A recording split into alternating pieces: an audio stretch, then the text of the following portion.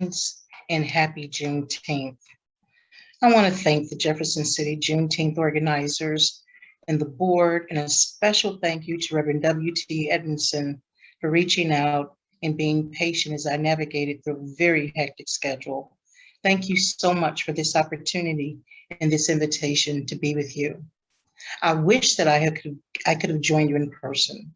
I would have come earlier, stayed a few days to visit friends and family in the mid-Missouri region, making sure that I spent some quality time, excuse me, with my father in ministry, Reverend Dr. C.W. Dawson, and my sister friend and soror travel buddy, Reverend Dr. Cassandra Gould. I would have loved to visit and come see old stomping grounds, particularly the staff office building for the Missouri Attorney General's office and the Missouri Supreme Court building. I remember the day that I interviewed for the job as an assistant attorney general. That was a very long time ago. It was a very cold day and it had been snowing.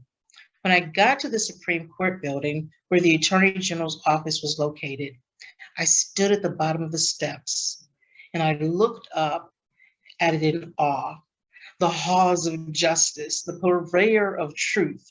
I was beaming with something just short of Superman's catchphrase, truth, justice, and the American way. And feeling the power of the moment and space, I moved quickly with purpose up the steps. And then I slipped and fell. I fell up the steps, falling forward. Of course, it was jarring, and I was shaken out of my mesmerizing, or one might think, delusional reverence for the symbols of our democracy.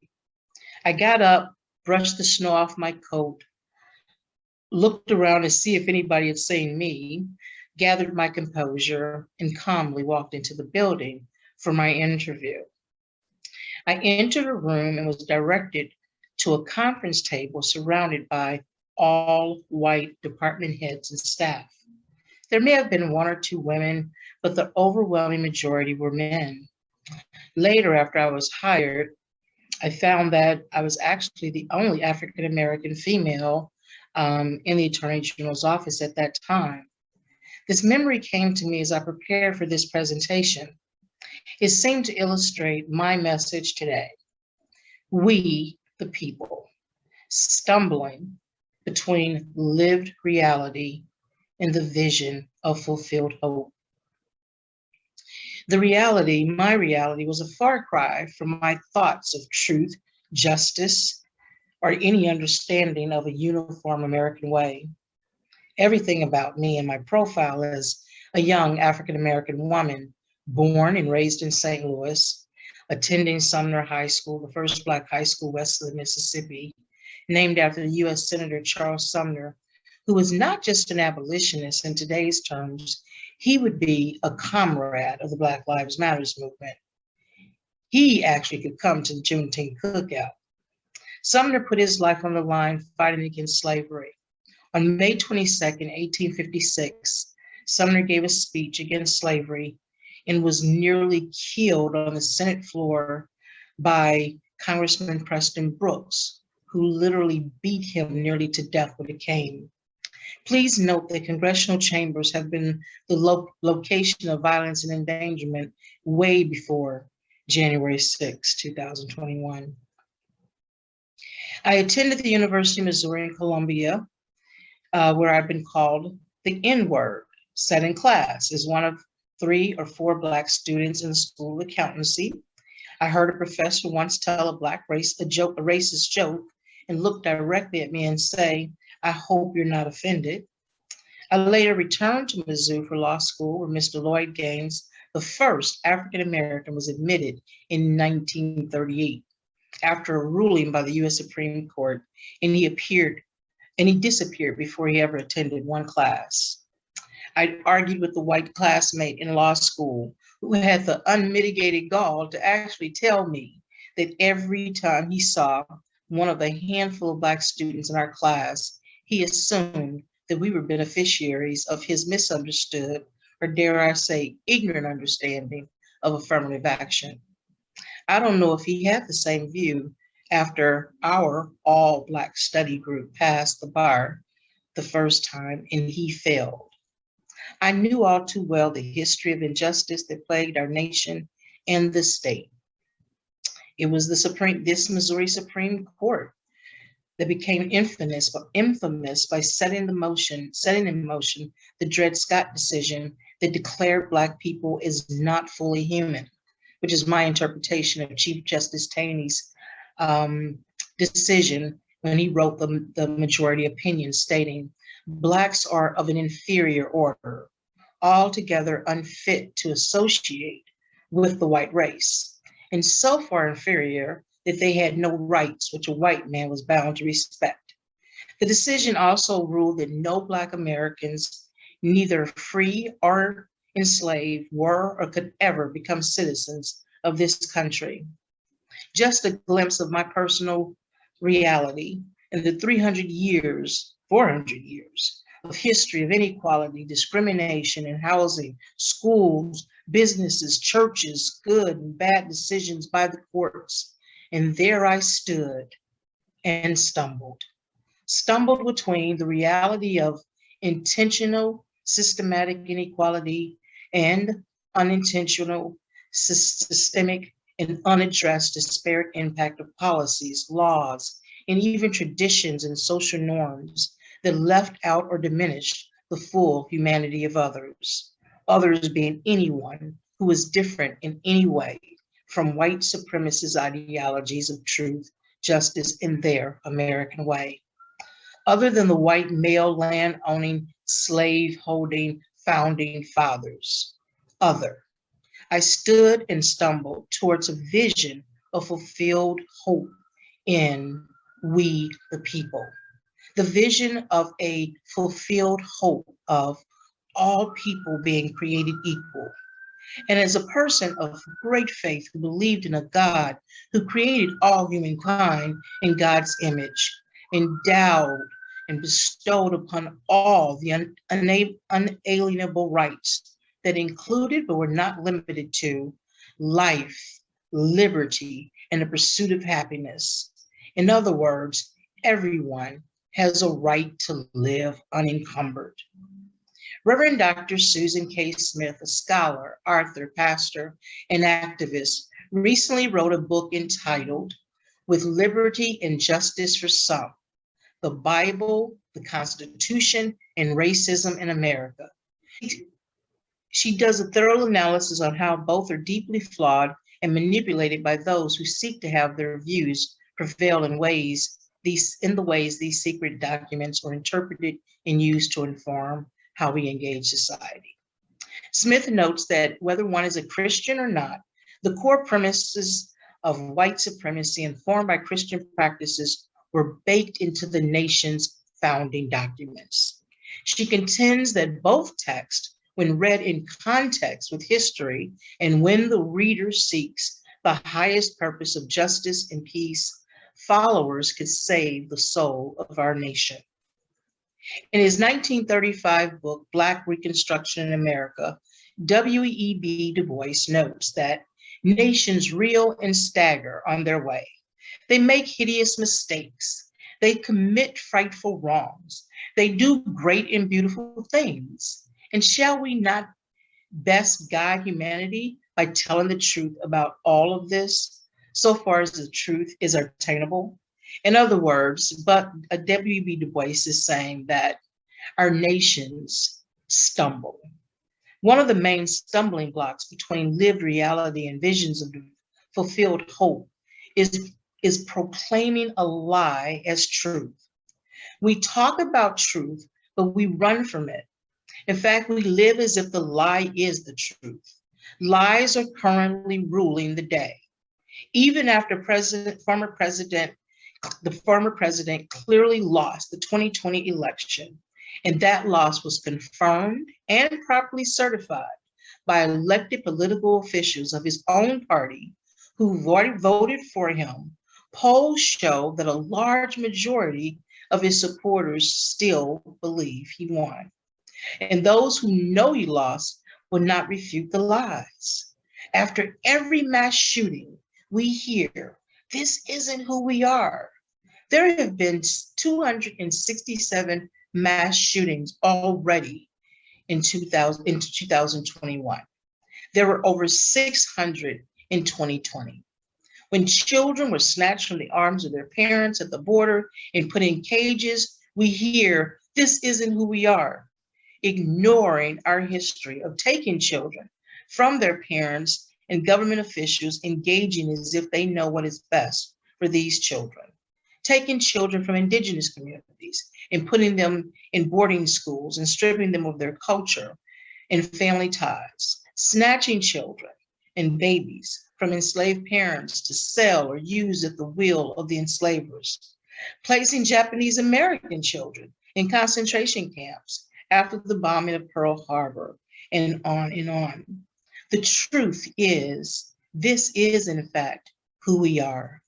Lies are splashed across newspaper headlines. Lies are the lead story of major news outlets. Lies flood social media posts and feeds. After the January 6th insurrection at the United States Capitol, we heard over and over again that nothing like this has ever happened. We hear members of Congress say it was like any other day, and the insurrectionists were not unlike any other tourists visiting their congressional leaders. This being said by some of the same people who took cover with their colleagues and staff, prayed and called their family to tell them that they loved them because they weren't sure if they would even make it home that day alive. After the insurrection, Ibram X. Kendi, an Arthur scholar and anti-racist activist and historian of race and discriminatory policies in America, wrote an article appearing in the Atlantic magazine entitled, "Denial is the Heartbeat of America." I pose that if denial is the heartbeat, lies are the blood pumping through the veins. He quotes various political leaders from every political persuasion, repeating that this is not who we are. This has never happened before. Then he briefly refers to no less than 20 instances of state, local, and federal attempts and successful acts of insurrection and overturning of election results in America from 1783 through the January 6th attempt. Examples of the most recent attempts included in 2020, where armed and unarmed people gathered in state capitals in Michigan, in April in Idaho, in Michigan in April, Idaho in August, South Carolina in September, and Oregon in December of 2019.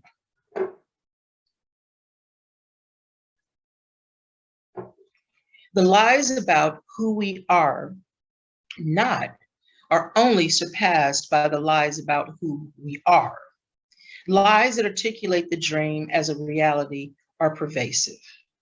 Referencing 2020 surveys, Kendi notes that 54% of Americans said that their nation is the greatest in the world. The majority of Americans said in a survey that the United States embodies the grandeur of gender equality, happiness, health, consciousness, and public health. Nearly 10 Americans said that their nation promotes income equality. But America's actual standing in the world tells a different story on these issues and others. The life expectancy of Americans is shorter than for people in other rich countries that spend far less on healthcare. The US has the highest maternal majority rate of any rich country. Police in the US kill their fellow citizens at significantly higher rates than any other rich country. The United States has the largest incarcerated population per capita in the world. The rate of gun violence here is significantly higher than in any other wealthy nation. Only Israel has a higher rate of poverty among rich countries than the United States. Among G7 nations, the United States has the highest rate of inequality. The US ranks second only to Greenland in the highest rate of suicide by firearm, and most of those suicides are by white men. Kendi goes on to say, we need to see this reality with clear eyes because nothing has held Black America more than its denial. Nothing has caused more human carnage than American denial. If you can look at carnage and respond, that's not us, then you'll consider it to be an anomaly. Humans, like nations, are not going to perform radical surgery on cancers that they don't think are part of them. Instead of seeing white supremacists as the greatest domestic terror threat of our time, too many see them as marginal actors.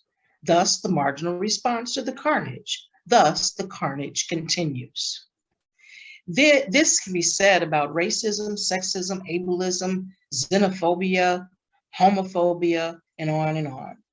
Kendi's statement supports W.E.B. Du Bois's premise that history is lies agreed upon. The lie/denial that is repeated becomes historical fact.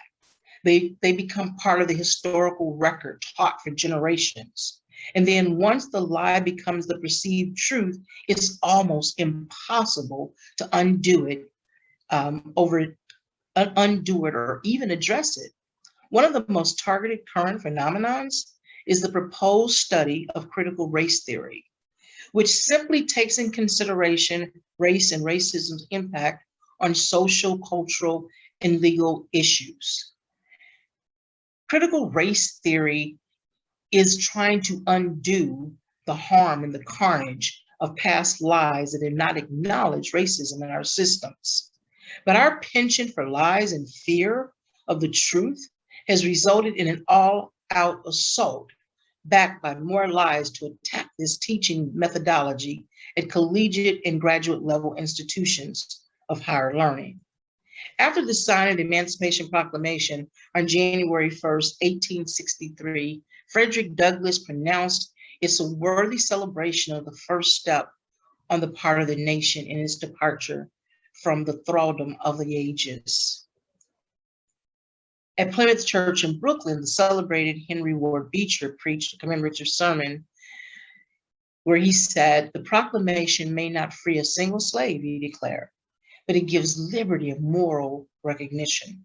The two statements affirm that the Emancipation Proclamation is a step, but not the end of liberation, and that symbols and gestures have impact. While the Civil War raged on, formerly enslaved persons left chattel slavery, seeking life as freed persons and engaging in fighting for the freedom of others. Texas did not share the news of the proclamation with Black enslaved persons in the state and would not do so for another 2.5 years later in 1865. Even now, as we celebrate and commemorate, so much is yet to be done as we stumble towards a fulfilled vision of hope. Truth-telling is the sturdy, grounded, although slippery next step for us as a nation. The Rev Jim Baird Jacobs, the program director for racial justice with the Minnesota Council of Churches, recently stated that often in America, you will hear that America was built by the hands of African Americans. But he also said that you often hear that America was built on land stolen from Native Americans. He says both statements are partial truths. America was built on land stolen from indigenous inhabitants on the land and by hands of enslaved persons from Africa. That is the fuller truth. That is the full truth, not pitting the oppression of one over the other. Truth-telling includes honoring the treaties with indigenous communities, keeping the promise to return land, the promise to honor the sacredness of land, water, and air. Truth-telling includes supporting a commission to study the impact of the transatlantic slave trade on people of African descent and the development of proposals to repair the damage. H.R. 40 is currently pending in the U.S. House of Representatives, and you can call your congressional leaders and ask them to ensure that the bill moves to the floor for a vote and ask them to co-sponsor the bill. The number is 202-224-3121, 202-224-3121. H.R. 40 would codify our nation's truth about systemic and systematic racism. It would help develop a vision for reparatory justice. Between reality and fulfilled hope is truth, repentance, justice, the undoing of wrongs where possible, a commitment to do right, and redress for what was stolen or broken. Redress is not necessarily money, and not only money. I now work on Capitol Hill in Washington, D.C. Our office building faces the U.S. Supreme Court building across the street on one side and the U.S. Capitol across the street on another side. We sit between two major streets where congressional office buildings are located. I have stood at the foot of the steps, walked up the steps, and entered all of these buildings, but usually with a demand, sometimes with protest signs, speaking at a podium, or kneeling in prayer, asking that those holding positions of authority make decisions that allow all the people to live out the majestic purposes expressed in our founding documents. I have not fallen, but we have fallen short and failed in getting what we asked for. But we got up, brushed ourselves off, and moved on. Fannie Lou Hamer, civil rights leader, once said, "Sometimes it seems to tell the truth today is to run the risk of being killed. But if I fall, I'll fall 5 feet 4 inches forward in the fight for justice." I don't approach these lawmakers or this work proclaiming the often referenced rallying cry of speaking truth to power. No, that is not the power. Enshrined within flawed documents, written by flawed men, wrapped in white supremacist ideologies, is a vision of hope. We, the people of the United States, in order to form a more perfect union, establish justice, ensure domestic tranquility, provide for the common defense, promote the general welfare, and secure the blessings of liberty to ourselves and our posterity, to ordain and establish a Constitution for the United States of America. Even the framers of the Constitution understood that if there is no justice, there is no peace. The very first objective of the document establishing the governmental structure is justice, and the arbiters of and benefactors or we, the people.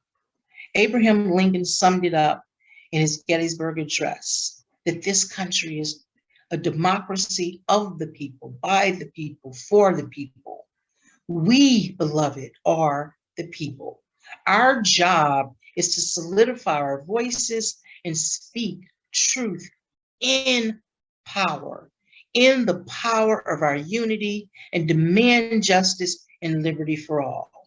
To use what I call prophetic revolutionary imagination to articulate a vision and path for freedom and justice, where no one is less than another, no one is left behind. When lies are so widespread, it might be hard to envision liberation personified, but we must.